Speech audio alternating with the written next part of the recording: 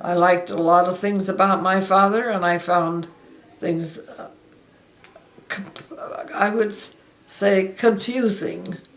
I just didn't understand him as much, I think, as I would like to have.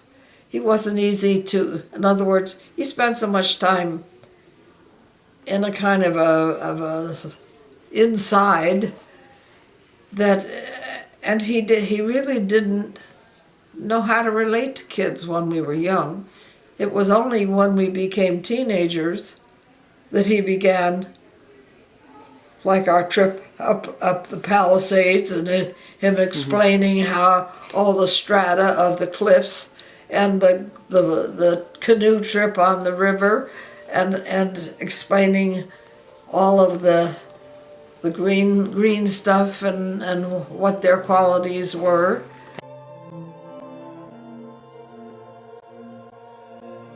And he used to come to the house and he would have test tubes in his socks with flies, something that he was following.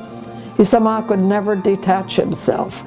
A good share of his life was inside. He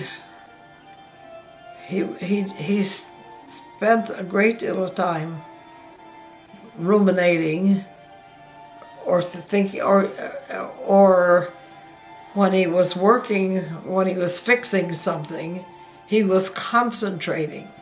He concentrated very, very strongly. That I found those qualities admirable, but I didn't want them.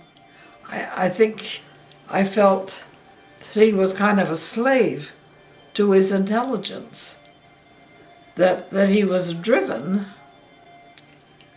by all the things that were going on in his head that he felt he had to do something about.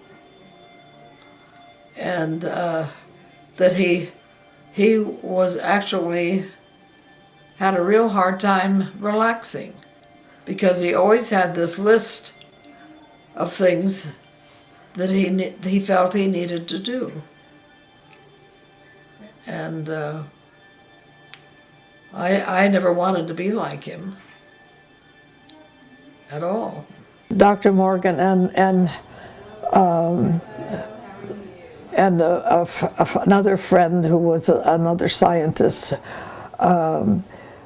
said that he confused sex with love, and that he desperately needed love, and that's why he wandered as much as he did, because he was always seeking love and assessment, in other words, of his value, because I don't think he ever got it from his grandmother. If I say he was wanting to amuse us, he would just roll the eyebrow around a pencil. They were that long. But then he also would trim them too. But he had a shock of eyebrows and a shock of hair, and a lot of it. I sure didn't inherit my mother's beautiful eyes, and I didn't inherit my father's eyes either. I am a crossbreed.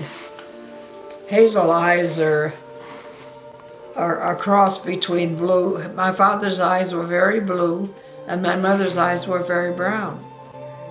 So what I have is hazel. If somebody comes up to you, Betsey, and asks you, who was your father? What is your immediate? I would say he was a pioneer scientist. Is that what he is or was? I really got into the part that he was a geneticist simply because I'd got this, what's that? So I just got in the habit of saying that he was a pioneer scientist, and I let it go at that. I have to accept the fact that in his science, he is venerated. Obviously, he was an innovator, and he must have been highly, highly respected. And that is, of course, very nice for me to know that my father was a highly respected man of science, because he came from a very simple beginning, and he was what you would call a bootstrap. He was self-taught in so many areas. He was so interested. He could, almost anything he looked at, he could see if it needed improving, or he just had that active mind that was working all the time.